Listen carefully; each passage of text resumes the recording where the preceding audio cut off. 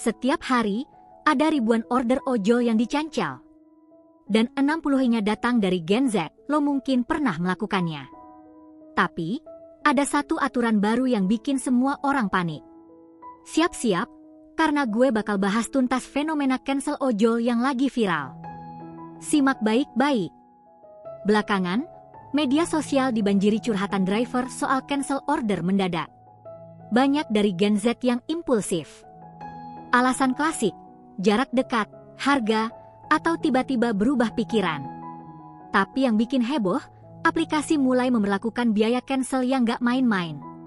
Ini penting banget karena menyangkut kebiasaan kita sehari-hari. Semua berawal dari video viral di TikTok, driver ojol kesar karena order dicancel pas udah sampai. Protes itu langsung mengundang perdebatan. Tak lama, muncul klarifikasi dari driver lain dan pihak aplikasi. Lalu, aturan baru tentang biaya cancel mulai diberlakukan. Timeline ini menunjukkan betapa sensitifnya isu ini. Ojol sudah jadi tulang punggung mobilitas kota. Driver bekerja dengan komisi yang kadang gak sebanding. Gen Z sebagai pengguna utama punya kebiasaan unik, sering berubah pikiran. Riset menunjukkan Gen Z aktif menyuarakan ketidakpuasan di medsos. Tapi data internal aplikasi mencatat setiap hari ribuan order dicancel. Sebagian besar beralasan, salah pesan, atau tidak jadi. Driver melaporkan kerugian, terutama jika sudah jalan jauh. Karenanya, aplikasi memberlakukan sanksi biaya cancel. Aturan baru, jika lo cancel setelah driver dalam perjalanan, lo kena biaya sekitar Rp2.000 hingga Rp5.000, tapi driver mengeluh biaya itu tidak sebanding dengan waktu dan tenaga. Aplikasi juga membatasi jumlah cancel per hari. Tujuannya menjaga keseimbangan. Banyak yang mengira cancel order adalah hak konsumen sepenuhnya, nggak ada ruginya. Padahal, setiap kali order dicancel, driver kehilangan kesempatan dapat order lain. Bukan cuma uang, tapi juga waktu dan bensin.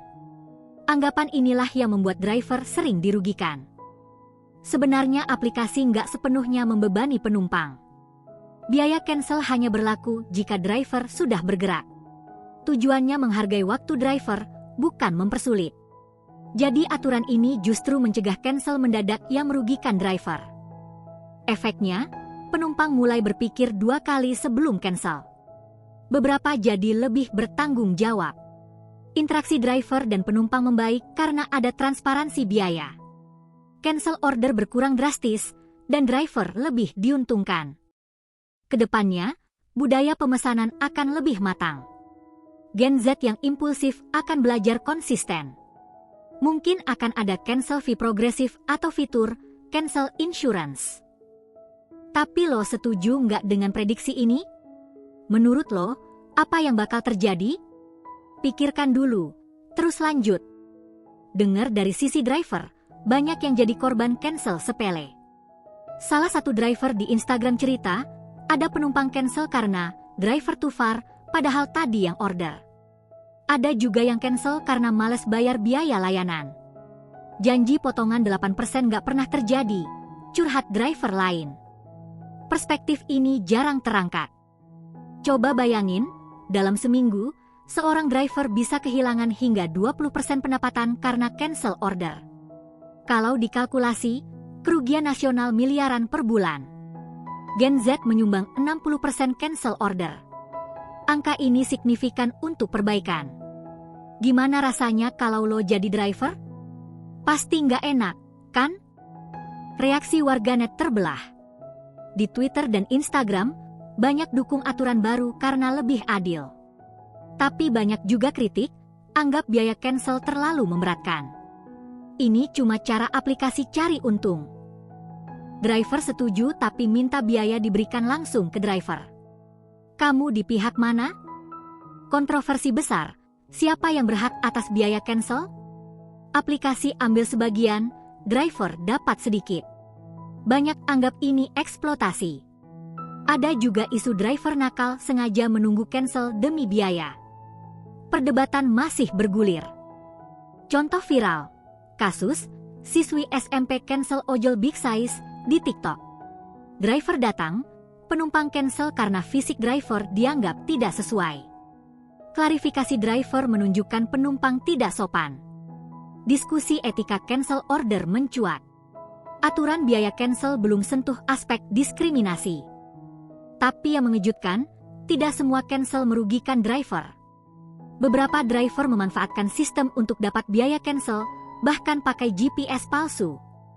Praktik curang ini merugikan penumpang dan aplikasi.